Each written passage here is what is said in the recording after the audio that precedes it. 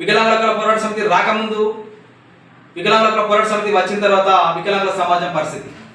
ఒకనాడు వికలాంగుల హక్కుల పోరాట సమితి ఇక్కడ తెలంగాణలో ఉమ్మడి ఆంధ్రప్రదేశ్లో రాకముందు వికలాంగుల పెన్షన్లు కానీ వికలాంగుల ఆత్మగౌరవం కానీ లేదు.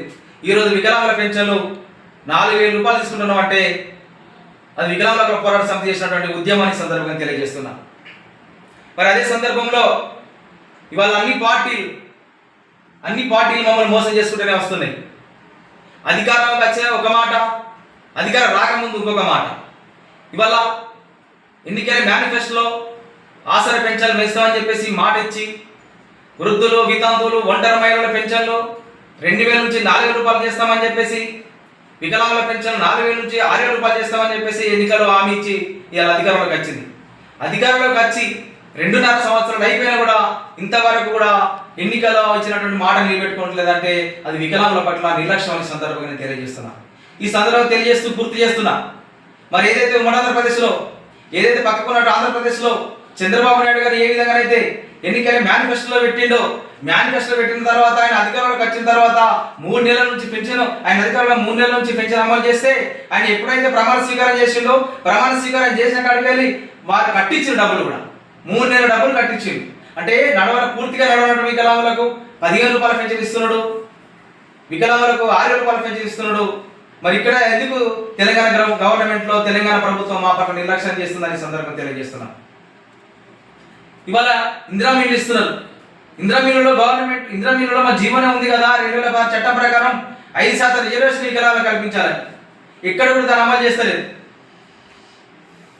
మరి వాళ్ళ అదే సందర్భంలో బస్సులో పూర్తి ఉచితంగా ఇవ్వాలని చెప్పేసి మేము డిమాండ్ చేస్తున్నాం, రైల్లో ఉచితంగా ఇవ్వాలని మేము డిమాండ్ చేస్తున్నాం, బ్యాంకులో రుణాలు ఇవ్వాలని మేము డిమాండ్ చేస్తున్నాం. ఎందుకు మాకు బ్యాంకు రుణాలు ఇవ్వదు? మీరు ఉపాధి చూపెట్టారు, మేము బతకడానికి ఉపాధి చూపెట్టారు, మా బ్యాంకు ఇచ్చిన రుణాలు మాకు ఇవ్వారు. మరి వికలాంగ సమాజం ఎట్లా బతుకుతుంది? ఈ బాధ్యత ఎవరు తీసుకోవాలి? ఓట్లు వేయడానికంటే ముందు మా ఇళ్ళకి వచ్చి, నడనటువంటి వికలాంగులు ఇళ్ళకి వచ్చి ఎత్తుకొని పోయి ఓట్లు వేసుకుంటారు కదా. మరి ఓట్లు వేసుకున్న తర్వాత అధికారులు ఖచ్చితంగా ఎందుకు నిర్లక్ష్యం చేస్తున్నారు? వాళ్ళ ప్రభుత్వం అధికారం ఉన్నది కాంగ్రెస్ ప్రభుత్వం, మరి ప్రతిపక్షంలో టీఆర్ఎస్ ఉన్నది, ప్రతిపక్షంలో బీజేపీ ఉన్నది, ప్రతిపక్షంలో కమ్యూనిస్ట్ పార్టీలు ఉన్నాయి. ఎందుకు మా పట్ల ఎందుకు ఒక్క స్టేట్మెంట్ ఇచ్చి మాట్లాడతలేరు? అడగాల్సిందే కదా వాళ్ళు.